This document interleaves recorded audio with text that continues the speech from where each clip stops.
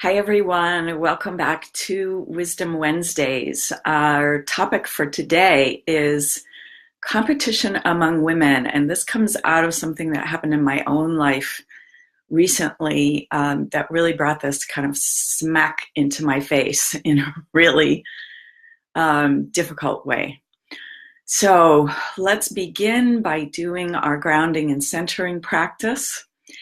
And then I will dive into discussion. Looking forward to seeing your comments and questions. So pop in if you have those. So I invite you to just become aware of your body, where you're sitting. Feel your body supported by the chair that you're sitting in. And this is a really nice practice that we can do to help ourselves contain our own energy, keep ourselves sovereign. Imagine that you are like a magnet and you're going to draw back to yourself like iron filings any parts of you that have been spread out anywhere in the universe, here on Facebook, in email, anywhere else in the ethers, the internet world, the TV world, with other people, anywhere out in the universe. So just pulling all those aspects of yourself back as though you're a magnet and they're just flying back to you, and feel them integrating, reintegrating back into yourself. So becoming more whole, integrating our energy fields, and establishing more sovereignty. Now I invite you to bring your awareness to the breath. Breath is always our best place, first place to go to ground and center and to calm ourselves. It actually, when we consciously slow and deepen our breath, it actually stimulates the parasympathetic nervous system to take over from the sympathetic fight or flight system. So anytime you want to calm yourself and feel more centered and grounded, the first place to go is breath, to consciously deepen and slow the breath. So feel the diaphragm moving down. If you don't remember this, the diaphragm actually moves down as we inhale and up as we exhale. And it moves the abdominal organs as it does that. So our belly needs to be soft. So allow the belly to soften and feel that diaphragm. See if you can feel the movement of the diaphragm down into the belly as you inhale and exhale. Continue with the slow, deep breathing. And I invite you to bring your awareness to your feet. And as we do this, imagine a grounding trunk. You're going to create this imaginal grounding trunk that's nice and wide, about as thick around as your torso, and send it down into Mother Earth with her permission. And in your mind's eye, see it going down through all the layers of earth and water and rock and fire to the molten iron crystal at the center of Mother Earth, and wrap around that molten iron crystal 3 times. Then we're going to see and feel a surge of beautiful, nurturing Mother Earth energy rising up that grounding trunk and entering in through the soles of our feet, rising up through our bodies and fountaining out the tops of our heads to create a beautiful golden bubble all around us, at least 3 feet in all directions. And now I invite us to bring our awareness to the center of all creation out in the universe. You can think of this as the central sun or the cosmic womb of creation, and draw in a crystalline golden white light from there through our soul stars, through our sun, to come in through the tops of our heads and flow down through our bodies and out the bottoms of our feet to spiral through the earth energy, so that we now are in a combined crystalline golden bubble of divine mother energy from above and from below. And we intend and declare and understand that this energy is the very stuff of creation. And at its essence, it is love. So we are in a bubble of healing, protective, nourishing love energy. Take a moment to breathe that in as you continue your conscious, deep breathing. So this discussion, I think, is really important in this time of the rising of the divine feminine, in this time of the Me Too movement, in this time of women reclaiming our voices, reclaiming our power. Hi, Julia. Hi, Linda. In this time of women rising, it's important for us to notice and be aware that the old story that we are in competition for the attention of men still exists. And I have to admit that when this situation came up in my life recently, I didn't necessarily deal with it in the most elevated way. I've really found myself falling into that old pattern of just the jealousy. And I was so conflicted because here I am being a spiritual mentor and a Dove Oracle priestess, and it's my mission in the world to empower women and bring women's voices forward so that we can help create the healing that's needed on the planet. And here I was succumbing to this, demon of green jealousy because of this young woman who came into my life in a way that I can't, really ethically tell you a lot about, because it's, I need to preserve the privacy of the people involved. But it became clear to me that, as I was struggling with myself to how do I deal with this, because I am so accustomed to being in sisterhood with other women. And here was a woman who was not bothering to create any kind of relationship with me, kind of taking the attention of other men away from me. And so I just really had to struggle with the green demon. But then I also, as I was checking in with Spirit about this, I kept asking my guides, okay, what's the learning here? What's the lesson? And what I received was, we are not blameless as women. And this is another piece of the dominator culture. And if you've followed me for any amount of time, I use Riane Eisler's work around domination versus partnership instead of patriarchy versus matriarchy.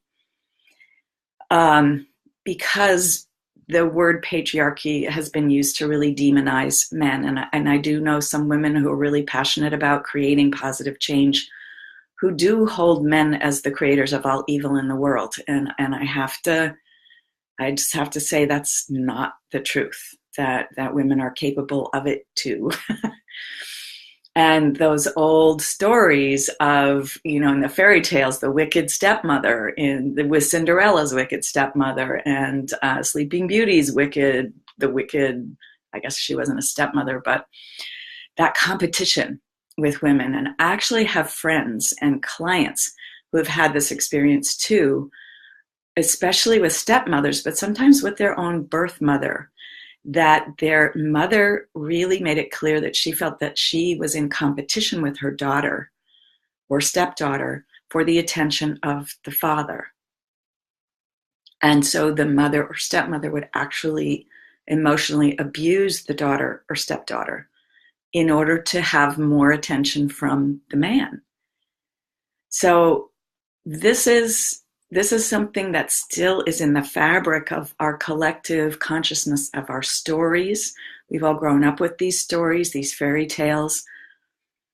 And much as we would like to believe that we've gotten past that, I just experienced recently that there are still women who are raising their daughters to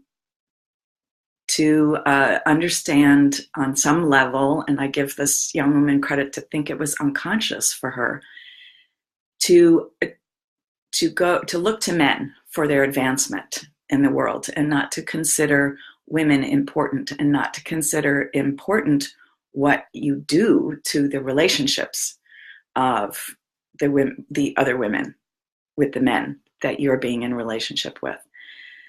So we need to still be aware that this is something to heal. This is something to heal. And we have made strides. There are lots of circles of women who are in true sisterhood with each other and who really support and help each other, and who are conscious about this kind of thing coming up, at this kind of competition. But the old story isn't based in nothing. So there are some people in what's called the disclosure movement in the spiritual community who are bringing forward this information about seedings by star beings called reptilians or archons, who came in and created these implants in humans, especially from what I've heard, especially in men, that have caused them to become violent and sexual predators and rapists, etc. And what I was just shown is, if you're going to look at that aspect, and we don't have to, we can choose what of this kind of information we want to receive. But if you are looking at that kind of information, what I received is that this has happened to women as well. And so just because we're women, we're not immune to that kind of corruption of our essential essence. So I've had to do lots of work within myself over this situation, and it's been resolved pretty well at this point. But I just was made to come face to face with this fact that there are many women who are still very unconscious about all of this, and who are still perpetuating the old dominator paradigm. So those who want to just blame the men, I would really encourage us to look within, because it's not just the men. We are also players in this. We have a responsibility. And it's very important as mothers of children that we are really conscious about how we're giving these messages to our children. And maybe we don't want to use those old fairy tales anymore. Or if we do use them, we have to include a teaching moment that says, this is an old story, but this is not what women are like or have to be like.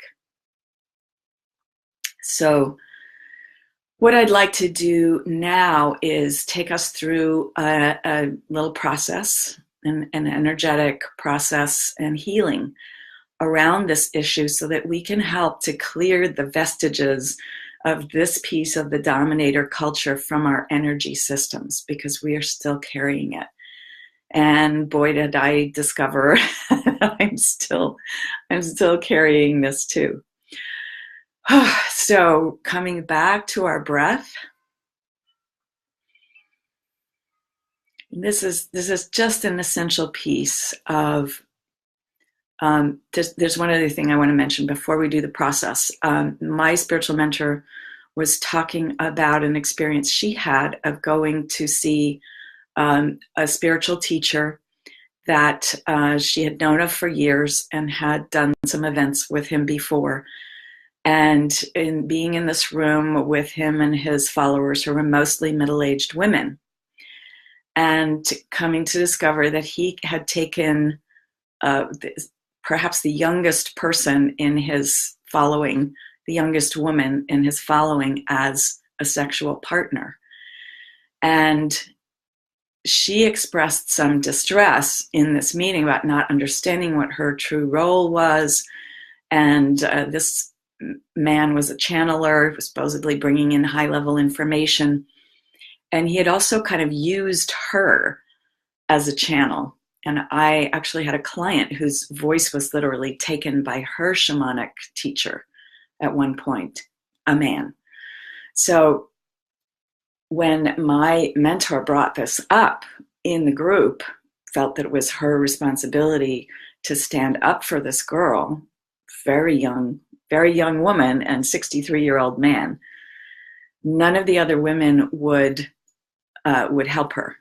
And they actually started to tell her she was wrong and she was doing a wrong thing. She was destroying the atmosphere or whatever. So this is another way that we fall into this, is that we don't support our sisters when they're calling out something that needs to be addressed. This kind of predatory behavior by spiritual teachers is really, unfortunately, not unusual. So when you're looking for a teacher, one of the best things you can do is check in and see, are they actually still doing their own work? Are they acknowledging that they still have a shadow as a human being on the planet? And if they don't, if they're insisting that they have reached, the highest level and they have no more work to do, run the other way really fast. Okay, because we all still have our work to do. And that's where the richness is. There's always more. There's always more to uncover. There's always more to learn. There's always higher and deeper levels of our own self, our own divine self and human self to reach. So in that context, now let's go into our healing process. Reconnecting again with the breath as we did at the beginning, slowing and deepening the breath. Notice, especially if you feel any tightening in that solar plexus from the discussion. That's our third chakra, which is our chakra of personal power and will. And soften that third chakra now.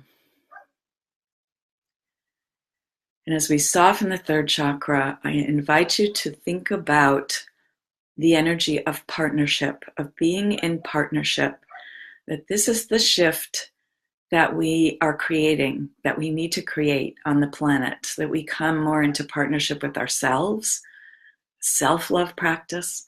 We come more into partnership, true partnership with our intimate others.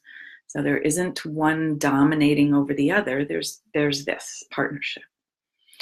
We're in partnership within our communities and our countries, between nations, and with our planet herself, and with nature, which is hugely important right now, being in partnership with nature.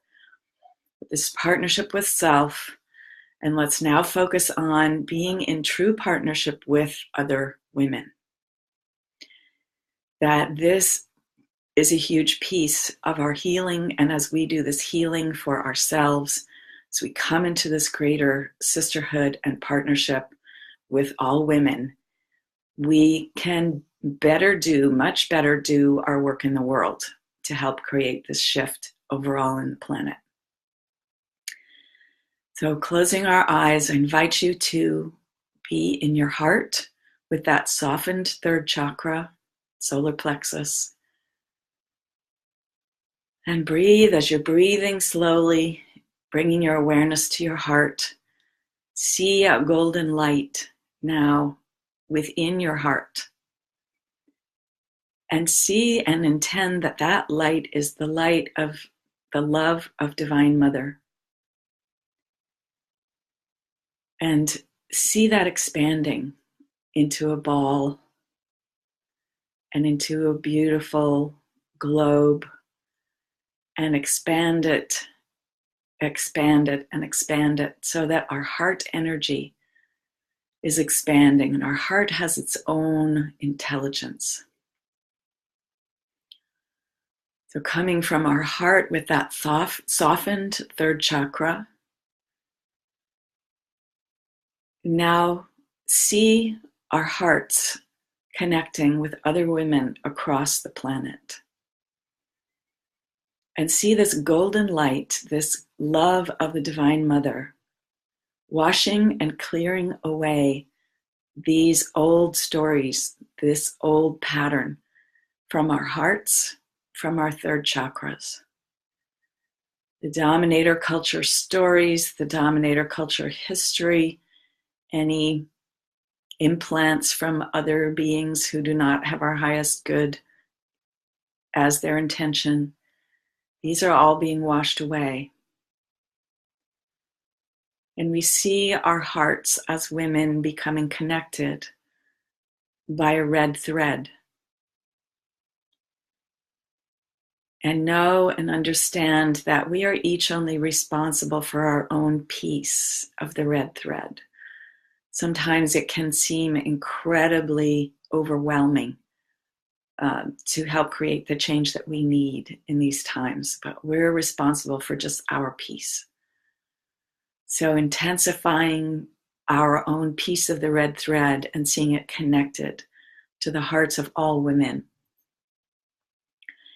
And asking for Divine Mother Sophia in her wisdom to help clear all these vestiges, release the vestiges of this dominator culture that creates this competition among women and that has women believe that our only way to power is through a man. And that in order to have that power, we must compete for the attention of men. This is another piece that I received when I was asking Spirit about this issue, is that a woman's power turned inward becomes toxic. So this is another way that we have perpetuated this competition and difficulty with each other, is by turning our power inward, where it becomes this kind of jealousy and anger, and it becomes turned against ourselves and against other women instead of against the dominator culture. So as we continue to see this vision of ourselves connected with the red thread to all women, and seeing this golden light of Divine Mother Love, Divine Sophia Wisdom, clearing and cleansing and releasing these aspects of that dominator culture, bringing us more into wholeness, allowing us to claim our power with integrity and use our power with integrity, releasing and letting go of this old story of competition, that we must compete with each other.